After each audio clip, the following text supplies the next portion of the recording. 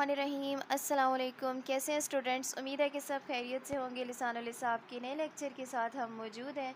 हमने last lecture तक किया था जी एक्सरसाइज 1.1 की तकरीबन 3 क्वेश्चंस कर लिए थे और हम क्वाड्रेटिक फार्मूला तक कंप्लीट कर चुके थे अपने क्वेश्चंस को। ठीक है, आज हम स्टार्ट करने वाले हैं क्वेश्चन नंबर 4 और उसके साथ हम देखेंगे कि किस मेथड से इसको सॉल्व करना पड़ेगा। मैंने आपको एक दफ़ा पहले भी एक वीडियो में ये बोला था कि जब क्वेश्चंस में मेंशन हो कि आपने इसको फैक्टराइजेशन मेथड्स के साथ करना है या इसको कंप्लीटिंग स्क्वायर मेथड के साथ करना है या इसको क्वाड्रेटिक फार्मूला के साथ करना है, फिर तो आप बाउंड हो गए। अब आप अपनी मर्ज़ी का कोई भी मेथड अप्लाई नहीं कर सकते। लेकिन जब भी कभी मेंशन ना हो, जैसे क्वेश्चन नंबर 4 की तरफ देखें, इसको आज हम सॉल्व करने जा रहे हैं। इसमें वो कह रहा है कि find all solutions to the following equations. इन इक्वेशंस के आपने सॉल्यूशंस फाइंड करने हैं, लेकिन कहीं भी मेंशन नहीं है कि इसको फैक्टराइजेशन से करें, क्वाड्रेटिक से करें या कंप्लीटिंग स्क्वायर से करें। तो यहाँ जनाब आपकी मर्ज़ी होती है कि आप कोई भी मेथड अप्लाई कर सकते हैं। बट वेट, ऐसा ना हो कि आप उसे फैक्टराइजेशन से कर लें स्टार्ट और आगे जाके उसके फैक्टर्स ही ना बन रहे हों, तो फिर आप सोचते रह जाएं कि अभी किस तरह से इसको सॉल्व करना है।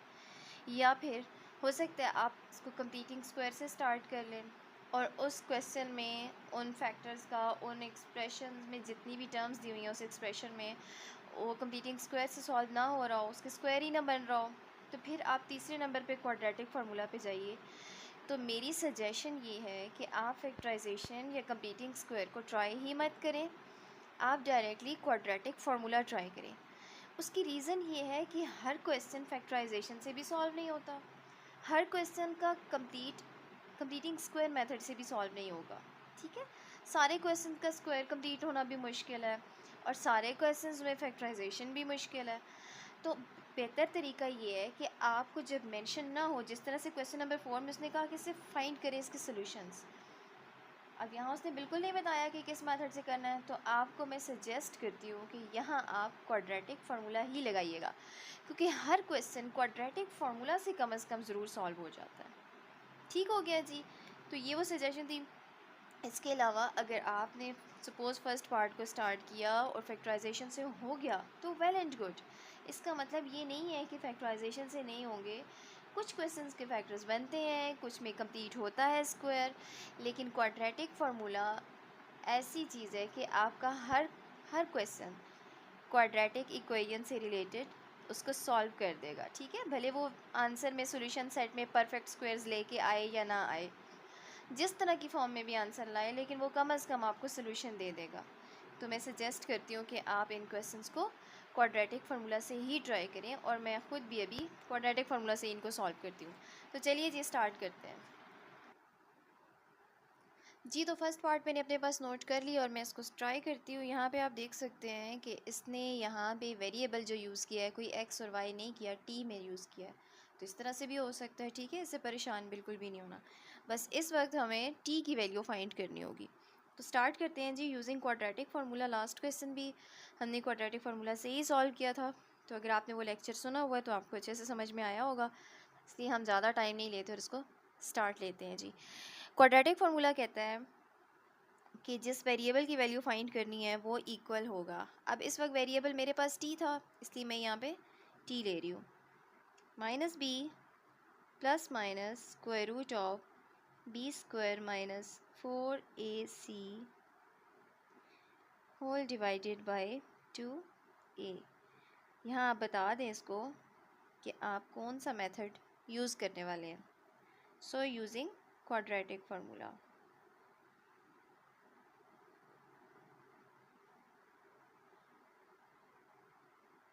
ठीक हो गया, और वो क्वाड्रेटिक फार्मूला मैंने यहाँ पे लिख दिया इन टर्म्स ऑफ टी। अच्छा, अब यहाँ पे देखना है कि ए क्या है, बी क्या है, सी क्या है। Here A is equal to, what is A? The coefficient of square term, और वो टी का स्क्वायर है इस वक्त। ठीक है, और उसको कोफिशिएंट 1 है। What is B? Coefficient of T, that is -8। And what is C? That is the constant number +7। ठीक है जी, बस वैल्यूज़ उठाइए, पुट कीजिए और देखिए टी का क्या रिज़ल्ट आता है। Minus B, what is B? -8 plus minus square root of b square minus 4a into c. What is a? That is 1 and c is 7. Whole divided by 2a. a is 1. ठीक हो गया? अच्छा जी, minus into minus is plus, 8 positive आ गया, plus minus square root of 8 square क्या हो गया 64, और नेगेटिव का स्क्वायर पॉजिटिव होता है, माइनस 4 इंटू 1 इज़ 4, 4 7 ज़ा 28 divided by 2 into 1 is 2. So that is equal to 8 plus minus square root of, क्या करना है जी 64 में से आपको 28 माइनस करना होगा, बोरो ले लीजिए 14 में से 8 गए 6 और 5 में से 2 गए तो 3. So square root of 36 divided by 2, that is equal to 8 plus minus 36 is a perfect square. So square root of 36 is 6 divided by 2. 8 plus 6 divided by 2, ये आ गई t की एक वैल्यू, और 8 minus 6 divided by 2, ये आ गई t की दूसरी value. ठीक है, ओके. अब 8 plus 6 is 14 divided by 2 and 8 minus 6 is 2 divided by 2. t की दो वैल्यूज़ आ रही हैं, एक आ रही है जी 7, 2 1 2, 7 14, and the other value is 1, 2 1 2, 2 1 2. And so the solution set is equal to 1 and 7. That is your answer. Okay जी, next part मैंने अपने पास नोट कर लिया है, और विदाउट एनी डिले इसको स्टार्ट करते हैं. फिर से वही बात कि क्वाड्रेटिक फार्मूला ही यूज़ करना है, जबकि यहाँ पे वेरिएबल आप देख सकते हैं वो उसने एक्स यूज़ किया हुआ है. तो इसका मतलब है हमारे पास जो सोल्यूशन सेट में आंसर्स आएंगे वो वैल्यूज़ होगी एक्स की.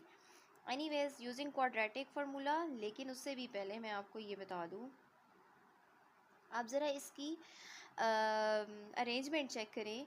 ये general form of quadratic equation से मैच नहीं कर रहा. मेरे कहने का मतलब ये है कि जनरल फॉर्म थी ax² plus bx plus c is equal to 0. इस फॉर्म में होना चाहिए. फिर उसके बाद हम कहते हैं कि यूजिंग क्वाड्रेटिक फार्मूला. ठीक है, तो इसका मतलब है पहले मुझे इस फॉर्म में लेके आना है. स्क्वायर की टर्म पहले होनी चाहिए, फिर x कोफिशिएंट जो लीनियर टर्म है उस फॉर्म में होना चाहिए नेक्स्ट टर्म, फिर उसके बाद कांस्टेंट नंबर होना चाहिए. तो मैं क्या करती हूँ, इस इक्वेशन को पहले रीअरेंज कर लेती हूँ, और इक्वालिटी के बाद हमें ज़ीरो चाहिए. एक्स स्क्वायर को लेफ़्ट साइड पे शिफ्ट करें तो नेगेटिव ऑफ एक्स स्क्वायर रह जाएगा. ठीक है, उसके बाद एक्स की टर्म, उसके बाद constant number, and that is equal to 0. Now you can say using quadratic formula.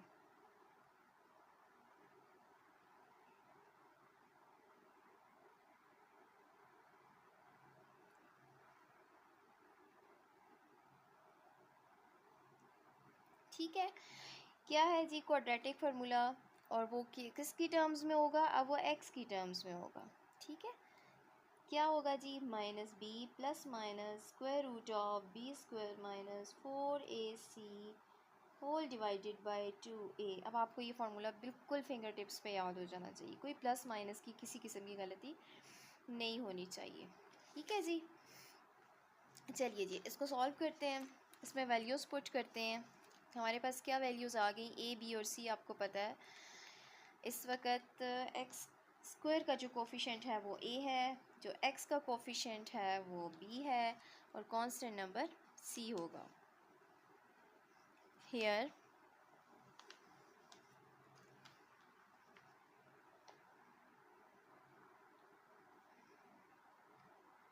A is equal to जी एक्स स्क्वायर का कोफिशिएंट -1 है. व्हाट इज़ बी, एक्स का coefficient +6, and what is C, the constant number, that is 72. So x is equal to minus b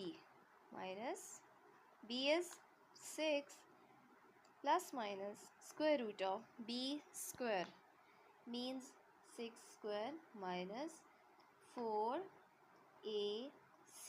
A is -1, C is 72 whole divided by 2 into A, that is 2 into -1। ठीक हो गया जी, values हमने put कर दी और अब हम इसका solution start करते हैं।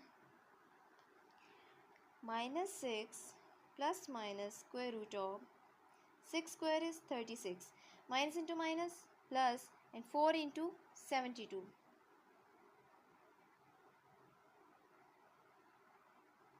288।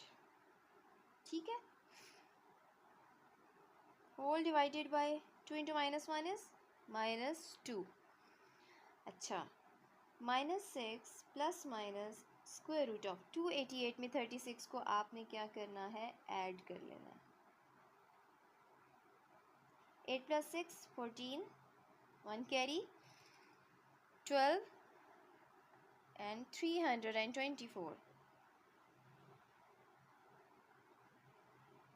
whole divided by -2। ठीक हो गया, यहाँ पे देखिए -6 प्लस माइनस, अच्छा 324, अगर आपको डायरेक्टली इसका पता है कि ये किसका स्क्वायर है तो एक तो बहुत अच्छी बात है, लेकिन अगर आपको नहीं पता तो उसका तरीका ये है कि आप फैक्टराइजेशन कर लो। सपोज़ आपको नहीं पता 324 परफेक्ट स्क्वायर है या नहीं, तो आप इसको चेक कर लो।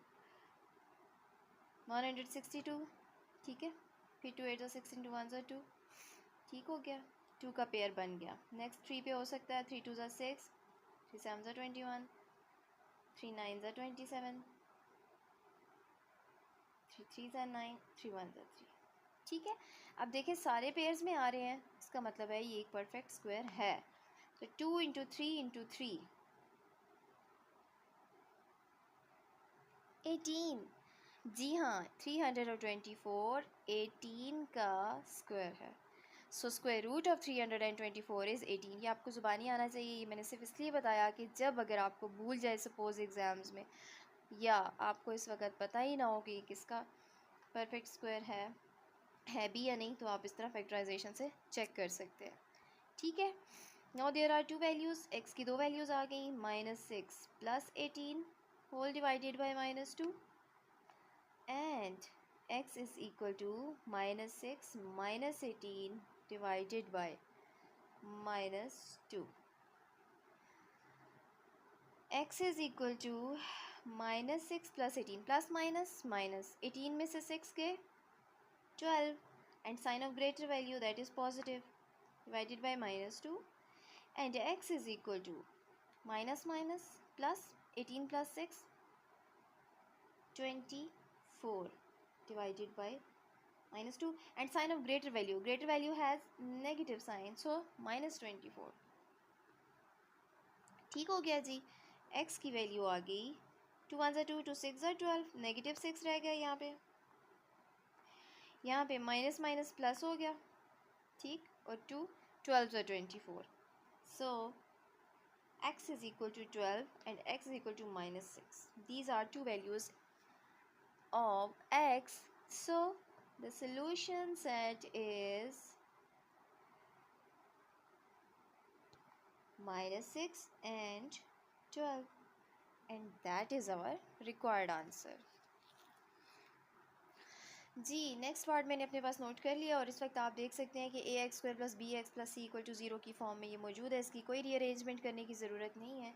अलबत्ता पॉइंट टू बी नोटेड, एक पॉइंट जो आप नोट कर लीजिए कि इस दफ़ा उसने वेरिएबल फिर से चेंज कर दिया और इस दफ़ा वो r दे रहा है, ठीक है, तो इसमें कोई कन्फ्यूजन की बात नहीं है। अब आपका आंसर r में आएगा, मतलब आप जो भी वैल्यूज़ फाइंड करेंगे वो r का आंसर होगा, r की वैल्यूज़ होगी। तो हमें कोई भी रीअरेंजमेंट की ज़रूरत नहीं है, हम डायरेक्टली लिख सकते हैं quadratic formula r is equal to -b plus minus square root of b² - 4ac whole divided by 2a। जिन स्टूडेंट्स को बिल्कुल समझ में आ गया है और उसको लग रहा है कि बहुत आसान है, वो भले इसको ख़ुद यहीं पे पॉज करे, ख़ुद से सॉल्व करे और फिर से मैच करे कि यहाँ पे कोई मिस्टेक है या नहीं। अगर आप बिल्कुल ठीक जा रहे हैं तो ये बहुत अच्छी बात है, इसका मतलब है आपने सीख लिया है। What is A? The coefficient of R square. What is B? Coefficient of R. And what is C? The constant number that is positive 1. ठीक है जी, पुट करते हैं. R is equal to minus B. B is 4 plus minus square root of B square. 4 square minus 4 into A into C. What is A? A is 1. C is 1. Whole divided by 2 into A. A is 1. Okay. Minus 4 plus minus square root of 4 square is 16 minus 4 into 1 into 1. 4 ones are 4 and that is 4. Divided by 2 into 1 is 2.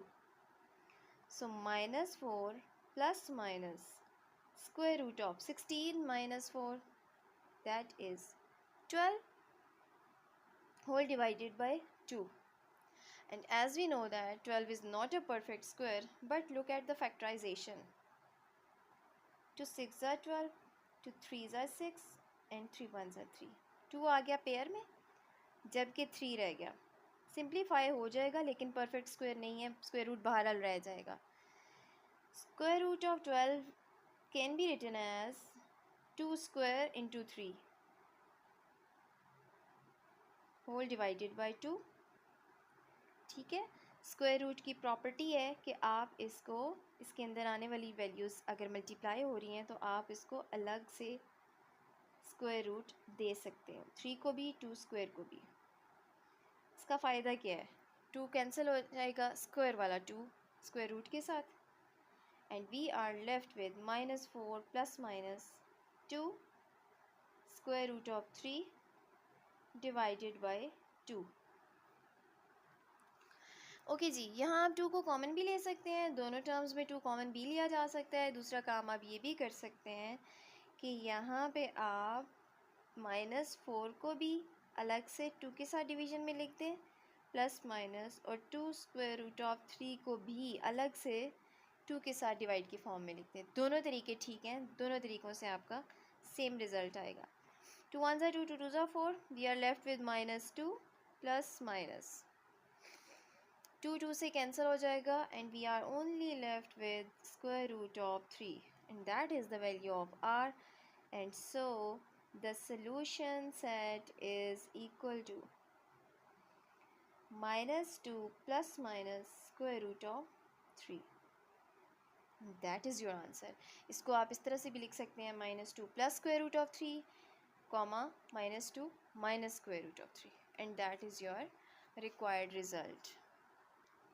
चलते हैं जी अपने last part की तरफ और फिर इसको ख़त्म करते हैं आज इंशाल्लाह. आप देख सकते हैं यहाँ पे इसने ब्रैकेट्स यूज़ की हुई हैं, तो बिल्कुल भी क्वाड्रेटिक इक्वेशन की जनरल फॉर्म जैसा नहीं है, इसलिए हम सबसे पहले इसकी ब्रैकेट्स को ओपन करते हैं. x into X is X square plus 10x equal to 10 into -10 -100 minus 10 into X is 10x. हमें राइट हैंड साइड पे 0 चाहिए, इसलिए हम सारी टर्म्स को लेफ़्ट साइड पे शिफ्ट कर लेते हैं. X square plus 10x. अच्छा, x वाली टर्म को पहले शिफ्ट करें. ये नेगेटिव 10x यहाँ आएगा तो पॉजिटिव 10x हो जाएगा, और नेगेटिव 100 जब यहाँ शिफ्ट होगा तो पॉजिटिव 100 हो जाएगा. ठीक हो गया. This is equal to X square plus 20x. 10 plus 10 is 20 plus 100 is equal to 0. So using quadratic formula,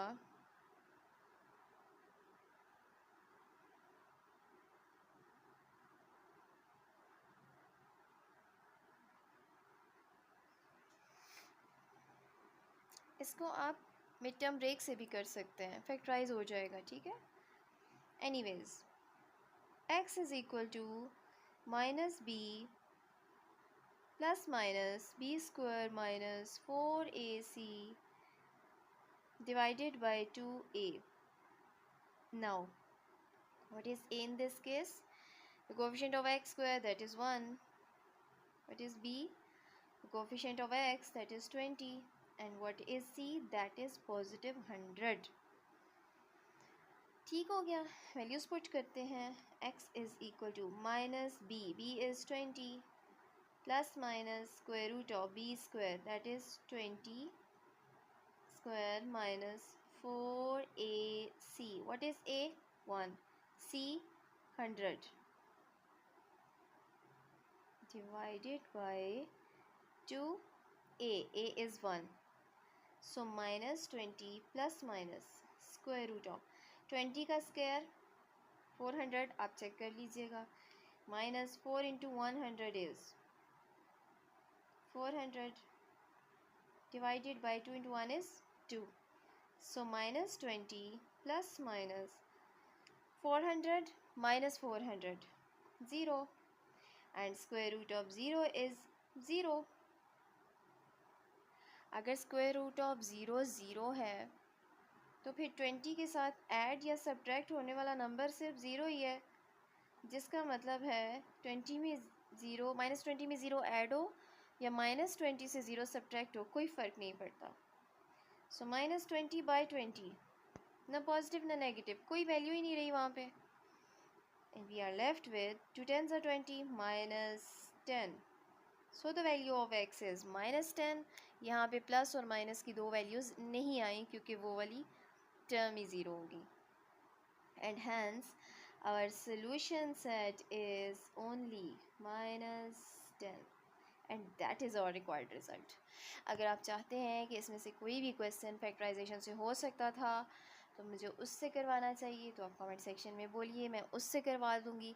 अलबत्ता इसको ट्राई करने की ज़रूरत नहीं है क्योंकि हर क्वेश्चन फैक्टराइजेशन से नहीं होता, हर क्वेश्चन कंप्लीटिंग स्क्वायर से भी नहीं होता। लेकिन अगर आपको नज़र आ रहा है, आपकी इतनी अच्छी खासी प्रैक्टिस हो गई है, जैसे अभी मैंने कहा ना कि ये क्वेश्चन, इसको आप x square plus 20x plus 100 ये मिड टर्म ब्रेक आप ट्राई कीजिए तो उसके फैक्टर्स बन जाते, तब भी ठीक था, आप ट्राई करते। अगर आपको वैसे आसान लगता है आप वैसे कर लीजिए, अगर आपको क्वाड्रेटिक फार्मूला से आसान लगता है तो इट्स अप टू यू, आप कोई भी मेथड अप्लाई कर सकते हैं। शर्त यह है कि उससे सॉल्व होना चाहिए, ऐसा ना हो कि आप सॉल्व करते रहें और वो आगे आप कहीं ना कहीं फंस जाएँ किसी स्टेप में जाके। ठीक है जी, एनीवेज़ यहाँ तक किसी भी किस्म का कोई भी क्वेश्चन क्वेरी हो आप कमेंट सेक्शन में लिखिए, यहाँ तक कोई भी चीज़ समझ ना आए आप दोबारा पूछिए, आपको उसका रिज़ल्ट, इसका आंसर दिया जाएगा नेक्स्ट वीडियो तक।